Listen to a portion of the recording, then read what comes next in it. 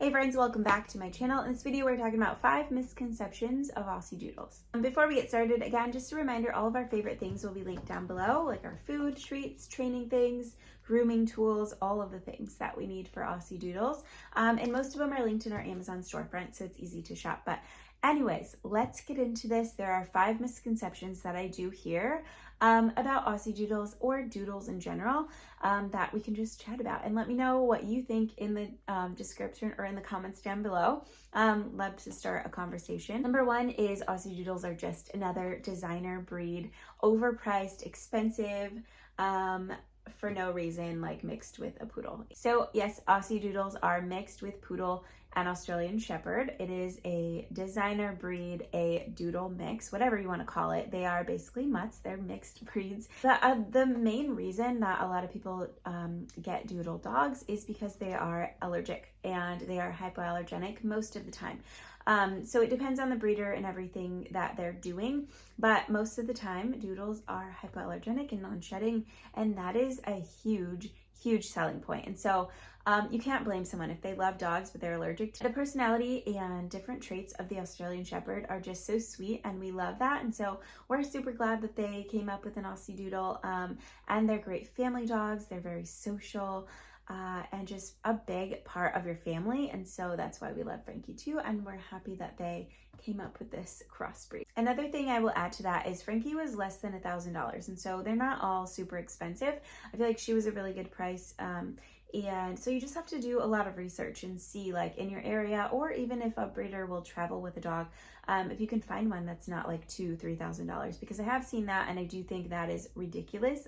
I don't think that's necessary, but she wasn't. She was, I think, $700 or $800. Number 2 is Aussiedoodles are all the same size, like an Aussiedoodle is an Aussiedoodle, but there are different size Australian Shepherds, and there also are tons of different sizes of poodles, and so the size can vary. She's 45 to 50 pounds, and I feel like a lot of them are around this size.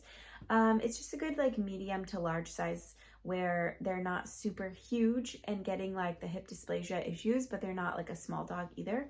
I feel like she's a good happy medium for us. Yeah. Number 3 is Aussiedoodles don't shed, and I really feel bad when someone gets one that does shed, because not all doodles are hypoallergenic and they're not all non-shedding. It depends on the genes and the breeder and what they're doing.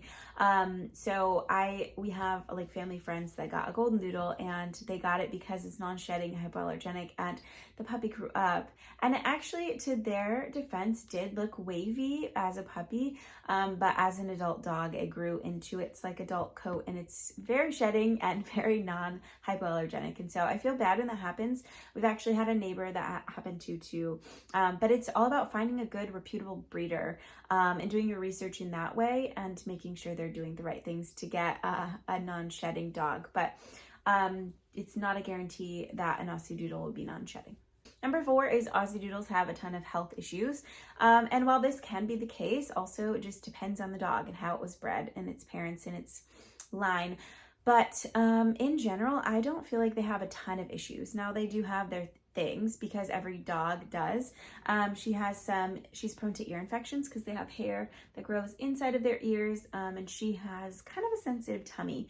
But other than that, like the major like health issues I haven't really seen in this breed. It is a newer breed, so we'll see like once time goes on, but as a general rule of thumb, or like in general, I would say they don't have a ton of health issues.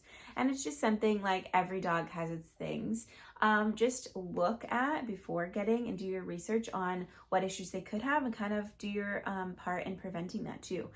So if they have sensitive tummies, like Frankie generally does, like just have a diet that you know isn't going to upset her. Number 5 is Aussiedoodles are super easy to train, and while they are super intelligent, poodles, both, and Australian Shepherds are very smart dogs and willing and like eager to learn and please you.